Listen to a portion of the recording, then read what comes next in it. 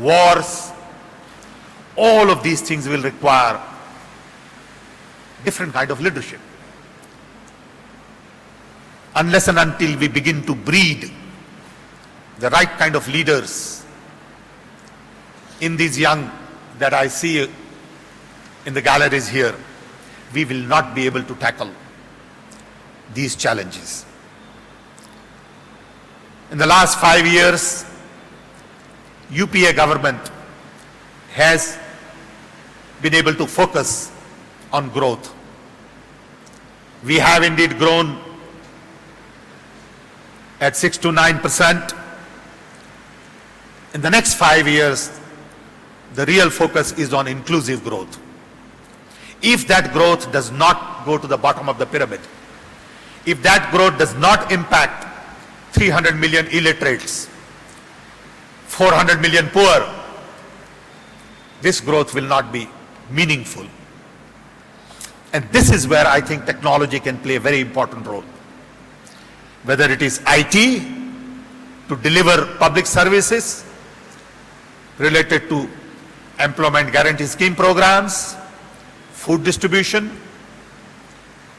or many other public services, or education or health.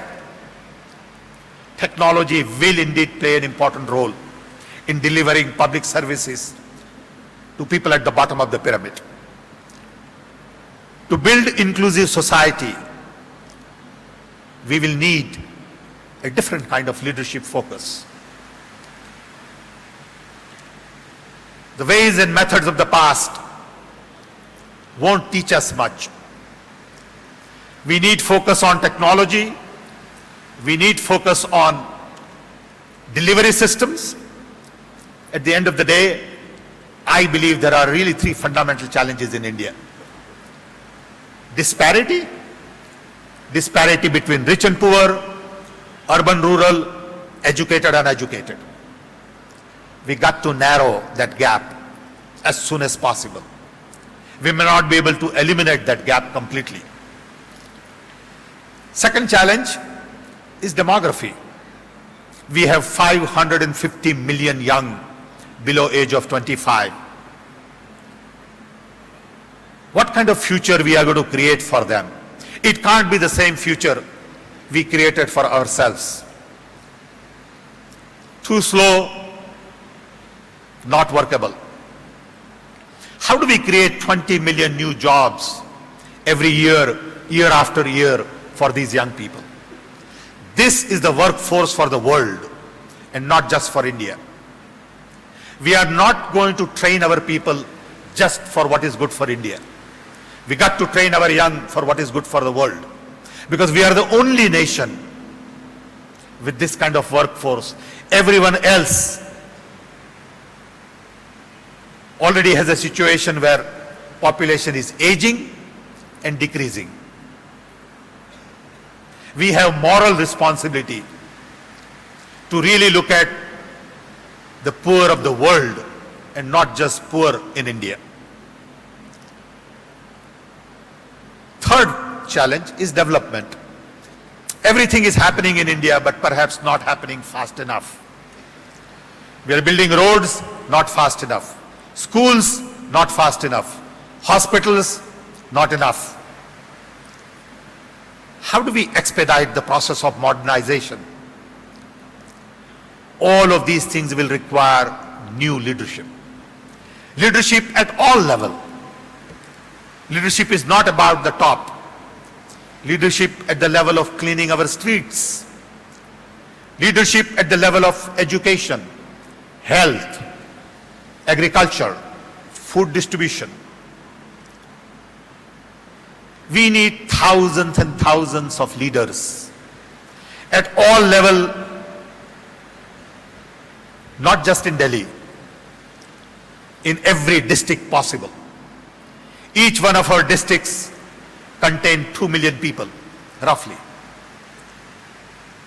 To change the lives of the 2 million, in each district, we need infrastructure in each district. We need schools, colleges, hospitals, roads, transport, food.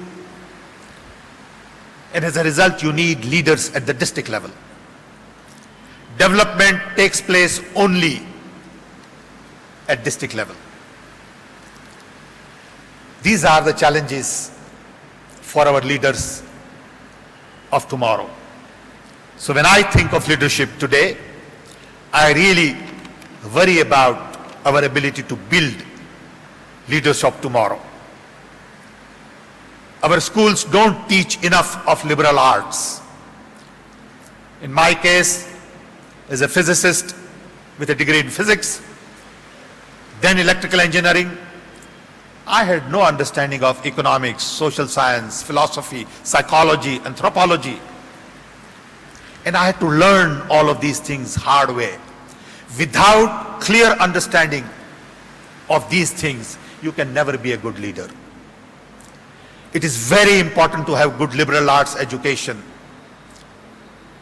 to build the kind of leadership we need.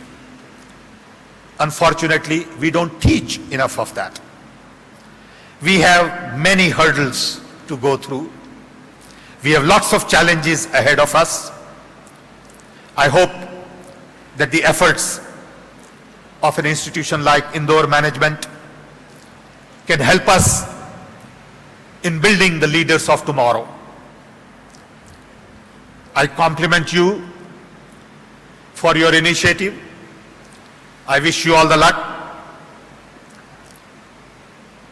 And I want to leave this main thought with you, that today we do have world over, not just in India, 19th century mindset, 20th century processes, but we need to solve the problems of the 21st century, which is already here.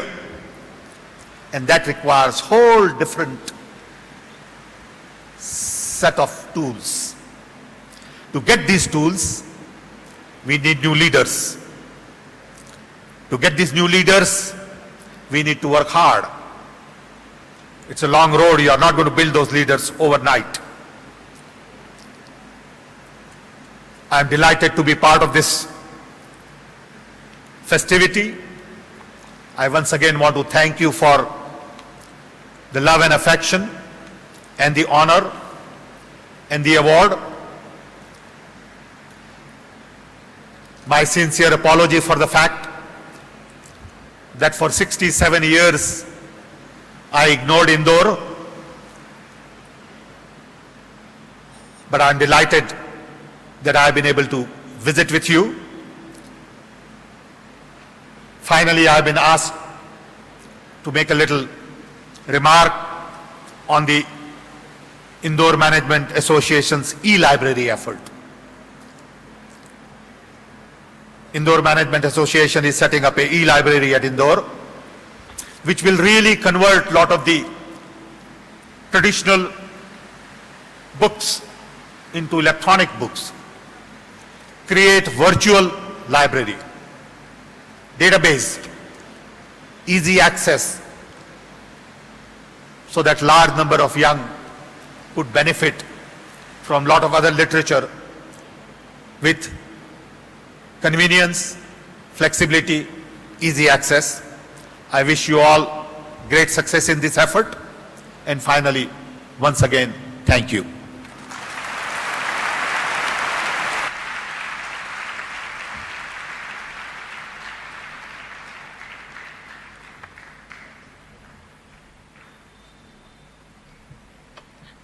Thank you, Dr. Pichora.